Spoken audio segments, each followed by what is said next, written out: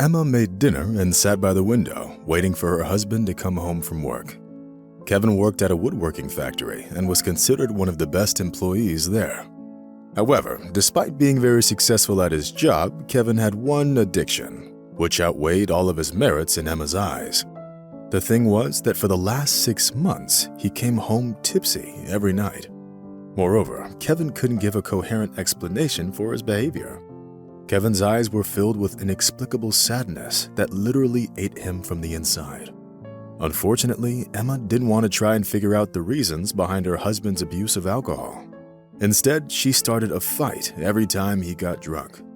And now, looking at her watch every now and then, she already knew that Kevin could come home drunk yet again.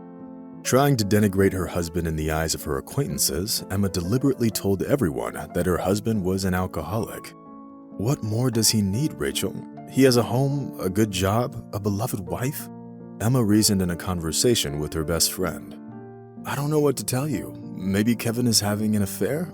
That's a possibility. A lot of men do it. They live double lives with 2 different families. Rachel suggested. She'd been divorced for 3 years. In the depths of her soul, she envied her more successful friend who had a faithful husband. Meanwhile, the fact that he came home drunk once in a while didn't seem like that big of a deal to Rachel. No, I don't think that Kevin is cheating on me. And if he is, it's only with a glass of whiskey, Emma said confidently. At such moments, Rachel looked at her friend sympathetically and shook her head, marveling at her naivety. The point was that her own husband left her for another woman, and now she treated all men with equal disdain.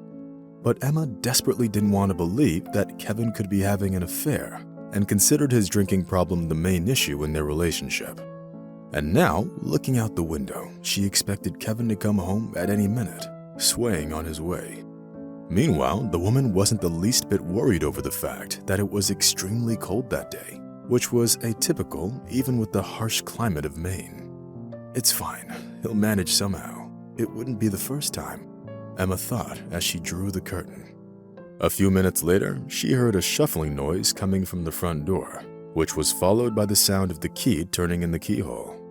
Emma chuckled knowingly and prepared to deliver her usual speech.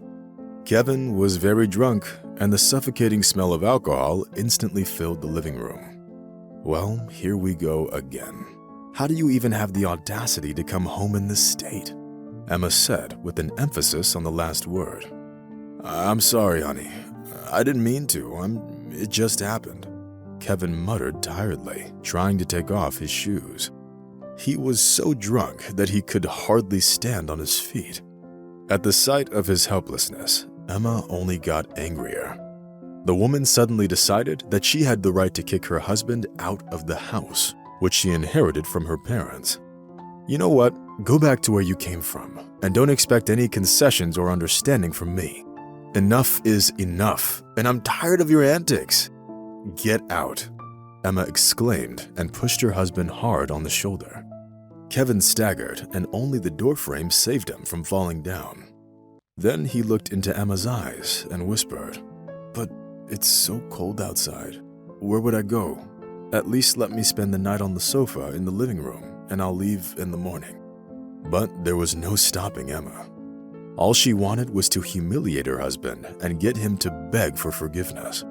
Now he'll fall at my feet and beg me to let him stay, Emma thought, hiding a smile at the corners of her mouth. To her great surprise, Kevin did no such thing, and instead, he staggered out onto the street. Meanwhile, his coat and hat remained in the hallway. It was getting darker and colder by the minute.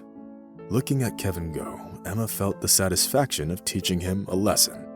Unfortunately, the woman didn't even think about the fact that being outside without warm clothes, Kevin could get sick and even get severe frostbite.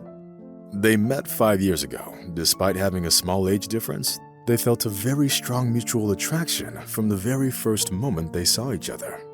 Kevin didn't drink as much back at the time. Actually, he only drank alcohol on some festive occasions. Having grown up in a poor family, the man was rather ambitious and deep down dreamed of achieving success and financial independence. Emma liked his confidence and determination. However, she was in no hurry to help Kevin implement his ideas and plans. After the wedding, Emma quit her job and, having moved in with her husband, became a housewife. Meanwhile, Kevin continued to work tirelessly at the woodworking factory. In the depths of his soul, the man dreamed of getting a promotion and becoming the senior foreman, or at least the shift supervisor. Moreover, despite his work ambitions, Kevin talked about having a child more and more often. "Honey, just imagine how great it would be to have a little baby. It wouldn't even matter if it's a boy or a girl," Kevin said enthusiastically. Unfortunately, Emma didn't share his views on this issue and didn't want to be a mother at all. "I'm too young to be a mother. I want to enjoy my life. I don't want to be stuck at home changing diapers all day long. Moreover, the pregnancy would ruin my body, and I can't allow that to happen," Emma responded with undisguised irritation. "What if we were to adopt a child from an orphanage? That wouldn't ruin your body," Kevin suggested, but there was simply no changing Emma's mind. She didn't want to have children, as she didn't want to focus on anyone but herself. After that memorable conversation about children, Kevin came home drunk for the first time. At first, Emma didn't think it was a big deal, but when her husband started getting drunk more and more often, she started getting more and more annoyed over it. The most surprising part was the fact that she didn't even try to talk to Kevin about it. She didn't seem the least bit interested in figuring out the reasons behind her husband's nervous breakdown. Instead, Emma kicked her husband out of the house into the cold, cold night, knowing full well how helpless a drunk person could get.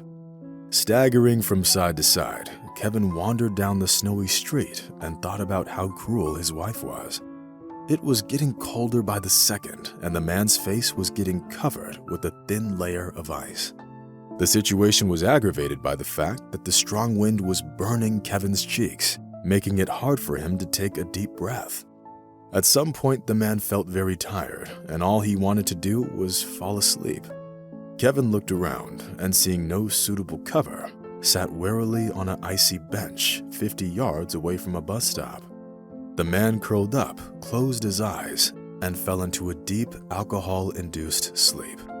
Images from his past life started flashing through his intoxicated mind.